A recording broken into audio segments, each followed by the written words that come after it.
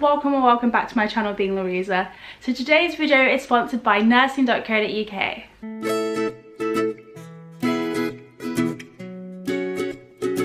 Nursing.co.uk is an online website where you can see all things nursing, from job vacancies to tips and tricks on their blog posts. They also have a midwifery section which is growing with us. So let's get started. Today's video is going to be all about time management as a student midwife, and also a disclaimer: every hospital is going to be different, every trust is going to be different, so it all kind of like depends on where you are exactly.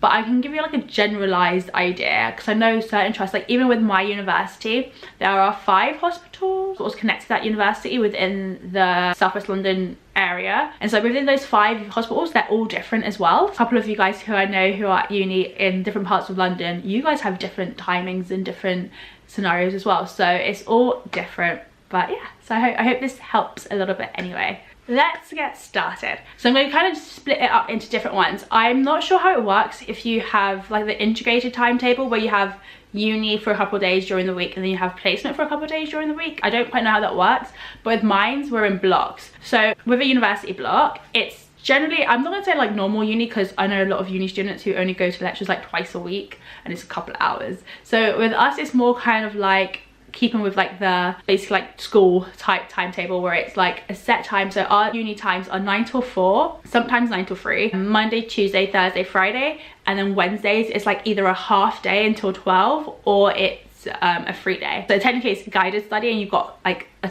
topic you're supposed to be doing it, but yeah, it's a free day. So that's kind of like your uni. It's just like a Monday to Friday, you're at uni, you got work to do. On the weekends it's your time off, also your time to do work. Just depends on how you work best, but that's kind of like the uni block, and you'll have that for however many weeks. So usually mine, I think the most I've been at uni has been 3 weeks this year, like starting from like the school year. I mean, like the most was, and that was at the beginning of the school year.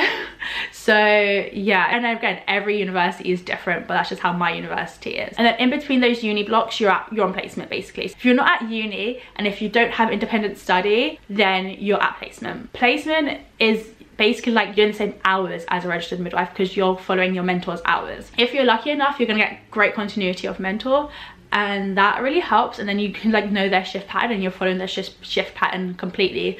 But again, different sites and different places, they have a lack of mentors available, so your shift pattern may be different, it may be strange.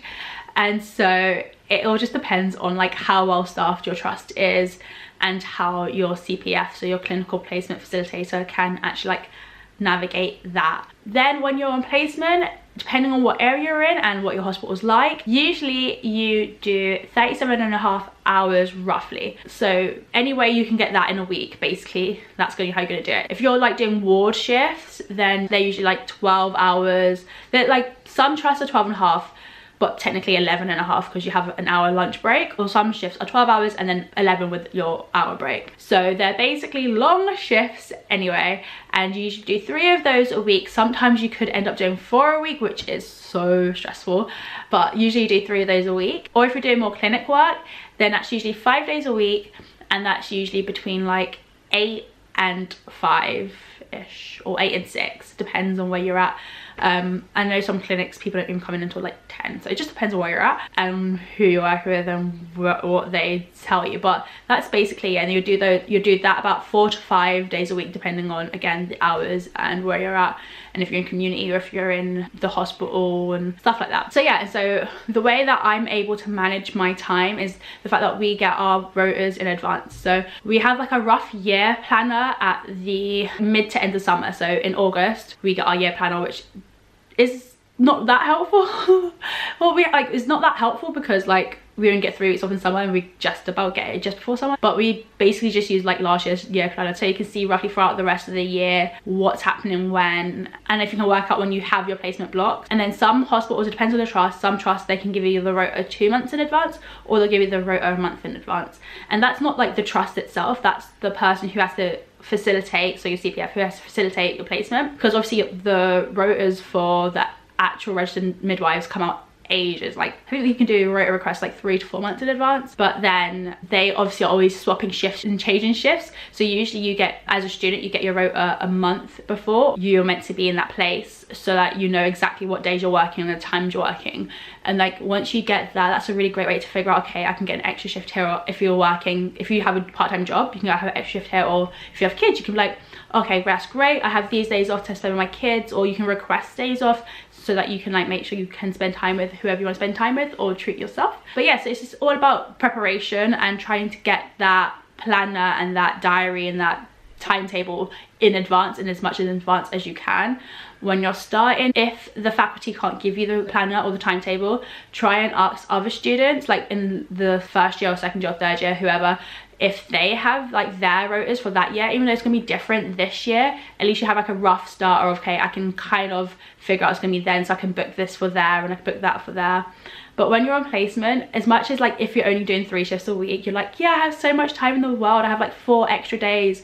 No, one of those days you're probably going to be sleeping, trying to catch up on sleep. and if you're doing night shifts, about 1.5 of those days you're trying to be figuring out how to get back onto regular people time. And sometimes you're going to have like a shift, a day off, a shift, a day off, a shift, a day off. You can't really do much with that, so be mindful of that and don't go out partying like on one of your days off if you have a shift the next day, because that's not very responsible. But yeah, so like just really be mindful of how your shift patterns are. Try and schedule in naps as much as possible, because naps are great. And yeah, so just really truly preparation is key for midwifery time management, and like writing stuff down. I'm not a calendar person, like, or a diary person, but I've got myself a paper diary, and I've been writing down like my work shifts, or for my part-time work and my internships, and then also for my placement. And then even when I'm at uni, I write that down so I remember it. I write down when I have cheer practice, even though it's the same 2 days every week. I write down when I have cheer practice and when I have ballet, so that I don't forget, because it's so easy to forget to put it in your phone, or just forget and be like, oh, I had nothing to do, and actually you did have things to do, like I did last week.